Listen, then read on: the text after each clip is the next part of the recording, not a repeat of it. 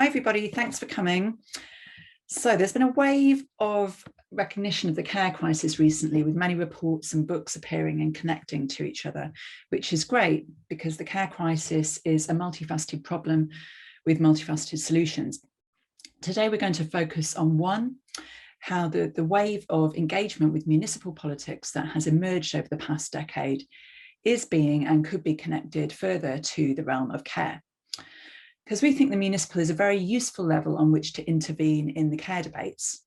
Because with top-down solutions, you might say there can be problems of paternalism and inflexibility. With bottom-up solutions, there can be problems of erratic provision, which is over-dependent on those with time and resources to care. So the municipal is very usefully positioned in between these realms, as it works on a meso level, you might say. And here we're going to flesh out the idea of what we're calling care municipalism, or municipal care, got to decide which, drawing on both our work on the care and interviews that we've done and our engagement with municipalism. As we think this can benefit both the domains of municipalism and care, the care debates can be strengthened by closer attention to what the wave of interest in municipalism offers, and municipalism can benefit from becoming even more strongly connected to care and the realm of social reproduction. Now, there's both a strong history and a powerful precedent to these two domains working together, yet it's also in need of being more widely acknowledged and analysed, we think, especially as the municipal has a historical legacy of being imagined in fairly masculinist terms and care in feminine ones. So insisting on their interconnection, we think, helps strengthen both. We're focusing on municipal care in the UK. I'm going to discuss how some of the historical legacies might be relevant, and Emma will talk about the present. So in the UK, the flagship for the new municipalism has been the Preston model, characterised by the Labour Council's local procurement and direct support for collective ownership in the form of co-ops, land trusts and banks. It's a community wealth building model which has been emulated by London councils Hackney, Camden and Islington. Matthew Thompson has usefully schematised the new municipalism into different forms. Platform municipalism is typified by Barcelona Can's open source technologies. Autonomous municipalism is typified by kind of more horizontal decision making, such as Jackson in the US and Rojava. And managed municipalism is typified by Cleveland in the US and Preston's use of existing vertical state structures. So as you can see, the UK example fits the more vertical model of organisation. And there are other historical precedents that we can draw on here, such as the command and control model of the early 20th century LCC, which Owen Hatherley writes about so interestingly in his new book, Red Metropolis. But there's also been far kind of more horizontal municipalisms in the UK that have blended with this vertical model, such as the GLC of the 80s, the Greater London Council, whose popular planning unit argued that democracy should be extended beyond the electoral framework. And we think that drawing on the legacies of both horizontal and vertical tendencies are important for municipal care. Both examples exist because municipalism in the UK has very long and varied histories. In the 19th century, local authorities began producing a range of welfare provision, providing housing, hospitals, as well as rational recreations like museums and libraries.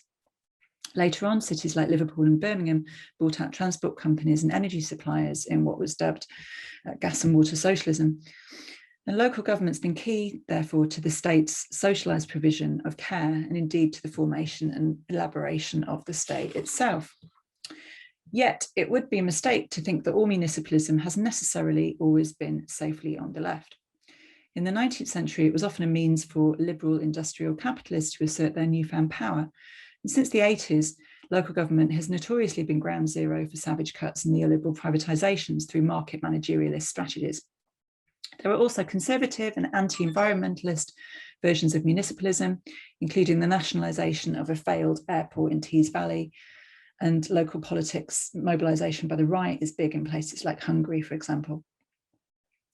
Nonetheless, municipalism in popular political use tends to overwhelmingly be used to refer to the processes of local government that involve collectivism rather than privatisation. And indeed, this is the key rationale and rallying point of remunicipal or new municipal strategies that have emerged over the past decade. Whilst many contemporary movements have emphasised social reproduction, Barcelona Can is particularly good at this, such feminist framings have been far less emphasised in a British context. We think they should be, and that there are important historical legacies here which are in need of far more extensive recognition. So in particular, we might point to how the 80s GLC self-consciously sought to integrate feminist concerns with social reproduction into their agenda. When the GLC took over City Hall in 1981, they discovered a padlocked Masonic lodge inside the building. The padlock was taken off and that became the women's unit. And this became formative in establishing and extending London's nursery provision. So for example, they spent £5.2 million on this in 1984-5. They attempted to socialise housework by establishing laundrettes for working class communities without washing machines and for these new nurseries, and they supported women's cooperatives. They argued that it was possible to create paid jobs from the socialisation of domestic work whilst helping lighten the burden of work for women in the home. This kind of change wasn't easy, and as the reflective book by GLC workers puts it, A Taste of Power, the Labour GLC from 1981-5 is a good example of how hard it is to shift economic thinking and economic policies towards the interest of women. But we think they also show how such attention to social reproduction can be done alongside collective forms of ownership.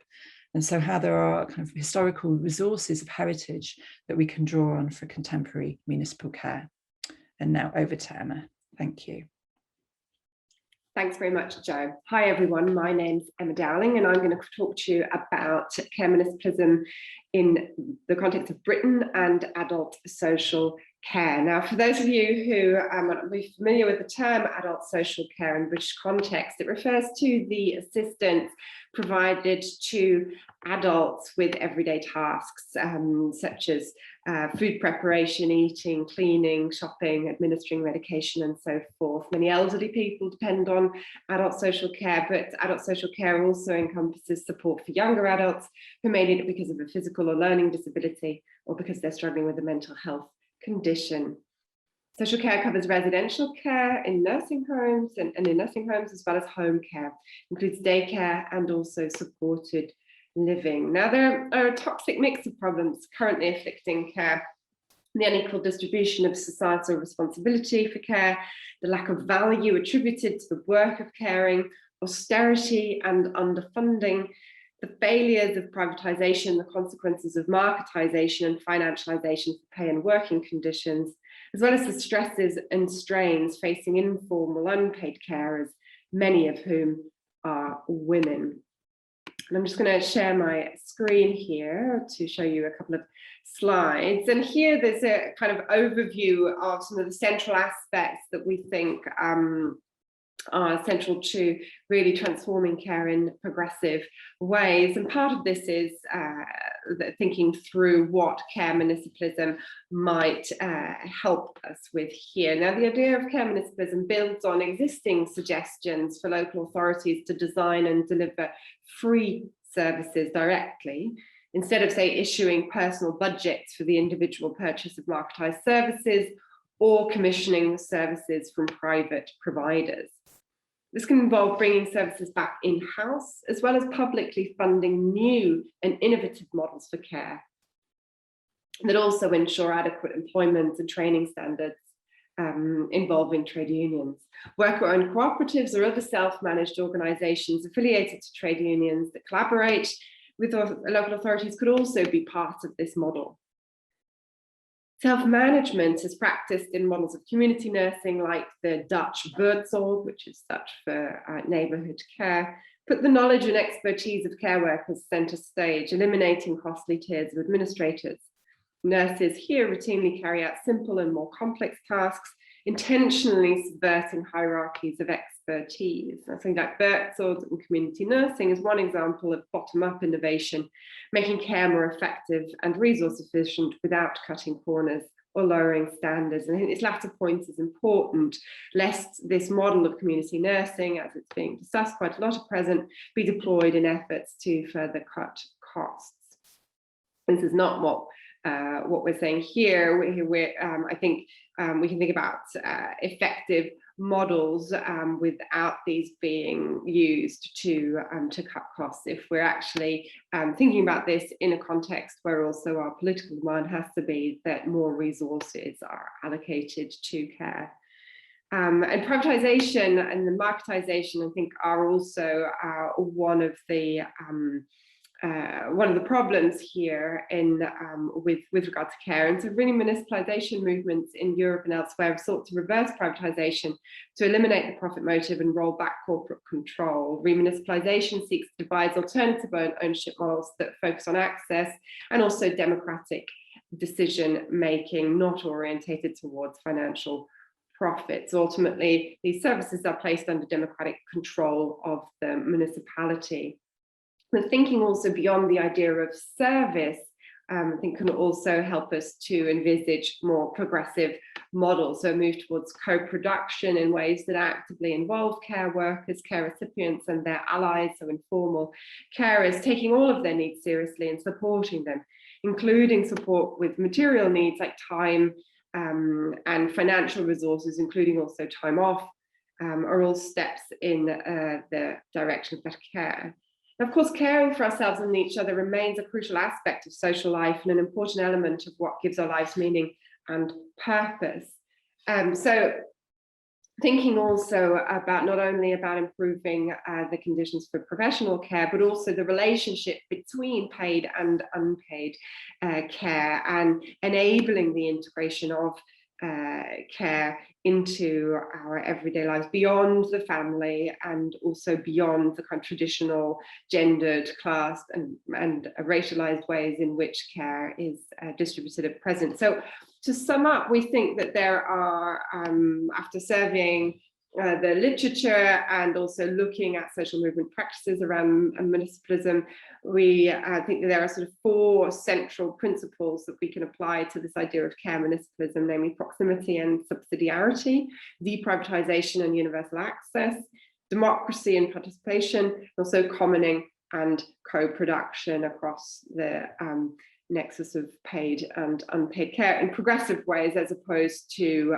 simply offloading care to the underpaid and unpaid realms of society. Now, for the purposes of this presentation, I'm focused on adult social care, but there are of course also other areas where we could start to think about how care municipalism could help us to address the ongoing care crisis in ways that are progressive, inclusive, and socially just. Thank you very much.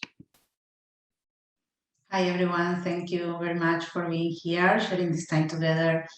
I will present here some insights from recent experience, the city of Barcelona, of doing care, both from bottom-up perspectives and top-down perspectives. So first I will introduce care and how care is understood in the city of Barcelona in a specific political context, and how this presentation is related to my PhD research. I will focus here on the government measure for the democratization of care, which is a specific policy, and how this is also connected with social and solidarity economy and feminist organizations. And at the end, I will present some conclusions. So as we know, feminist economics has highlighted the undervalue of care, the economic system, and even if it's key for the reproduction of work, and there are interdependencies, what is called the productive work and the reproductive work, still we have found that this is undervalued, and care, which means emotional, psychological, and physical care, is key for our reproduction and the sustainability of the system. So in Barcelona, they have developed a specific diagnosis to get to know which is the situation of care work in the city. And what they have found is that the working condition of these mainly women from migrant origin really precarious in terms of contracts. There are a huge number of women that don't have any contract. This also means that they don't have access to social security.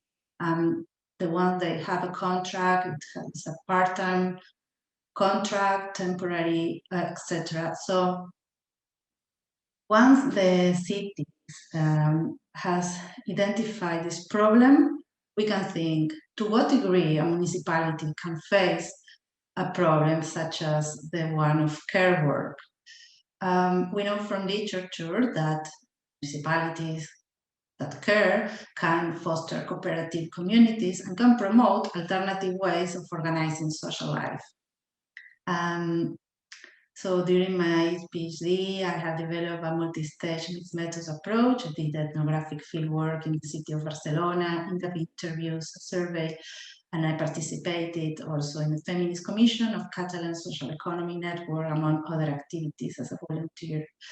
Well, in Barcelona, of course, there are different levels of governmental bodies, but I will focus here on the Barcelona City Council, because it's the one that from 2015 has developed specific policies that I think are really interesting for us to think about, and also to inspire other municipalities and also other governmental bodies, like, for example, a social and solidarity economy plan that has been renewed recently, a plan for gender justice.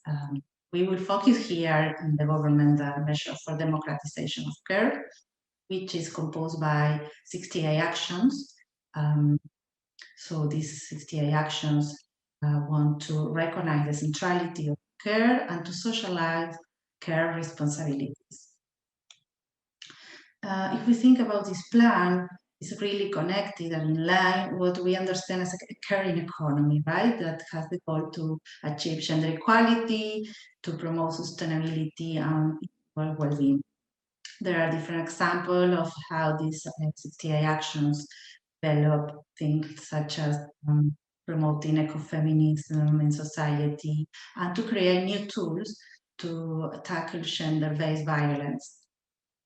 More recently, a specific space to provide information for caregivers and care receivers, and also to socialize care work. And as I said, this policy is divided in these two main axes, right? The recognition of the centrality of care with the idea of protect care workers' rights and to change the perception in society about the importance of care work, and also related with socializing these care work responsibilities. So the idea is to empower care workers and care receivers and to develop this intersectional perspective to acknowledge the differences and inequalities and injustice that are taking place already. One way to do that is from the public administration, which is central in this policy, but also from the community, the market, and also from the social and solidarity economy. To understand why the social and solidarity economy is included in this policy, we need to understand the importance of the associative and cooperative tradition in Barcelona, and how the social and solidarity economy is also a social movement that want to promote a more social economic system. There are not only individual organizations working in isolation, right? Barcelona is also well known from a broad number of initiatives that focus on social innovation and alternative economic practices. It is also important to understand the immersion of this policy, but also the interorganizational cooperations. So I will briefly introduce some examples doing care from the organizations from the social and solidarity economy. At the organizational level, we found that these organizations distribute power and participation in an alternative way. This means that individuals feel more engaged on the decisions and the work they do, and this of course has an impact on the individual well-being and the sense of belonging and engagement. Communications and emotions are also taken into account. And if not, there are more and more initiatives to promote this to be part of the daily routine of organization. This means, for example, to acknowledge how people feel and are before a meeting and to create spaces for communicate this. Also, alternatives to deal with conflict and injustice, also violence and aggression.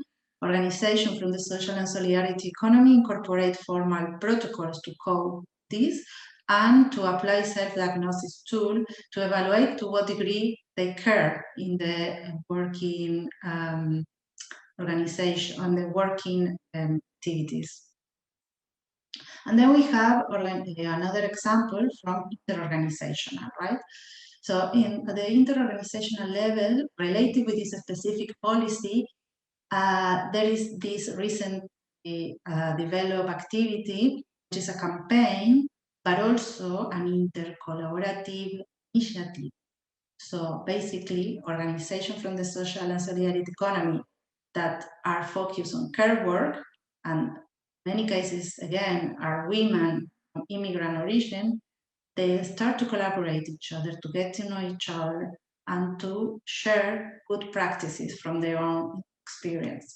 Another example that is not related with policy, but is a feminist network, is composed by feminist cooperatives, and they, after working together for years, they decided to create this feminist cooperative network called La Insolita.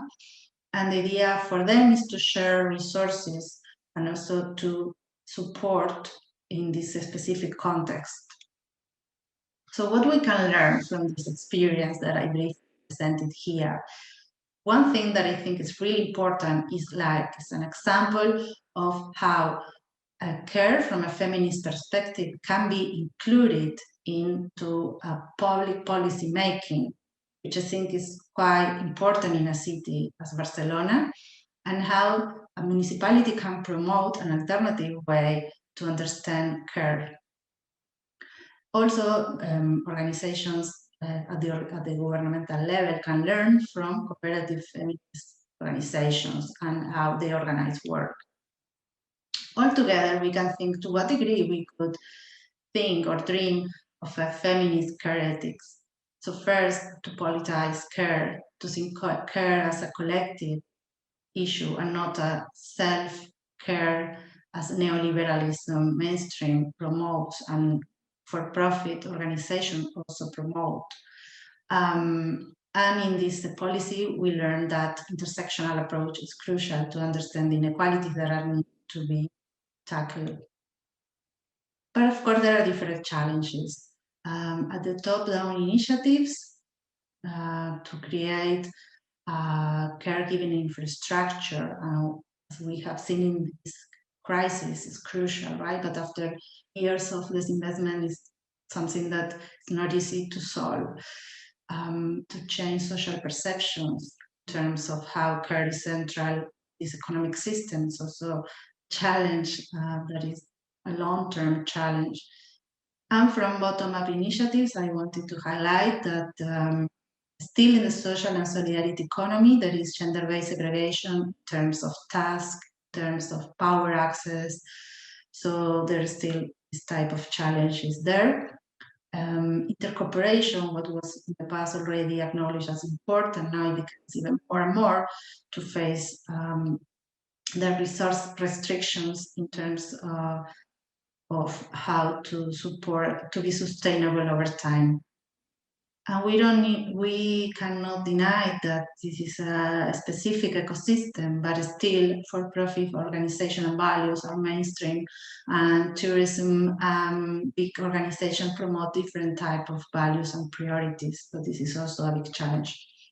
Well, these are the references, and I hope this experience I presented here can help us to think of more initiatives and to discuss about more alternatives to organize care work and also to protect women. And of course, I'm willing to continue this discussion in other spaces. Thank you very much.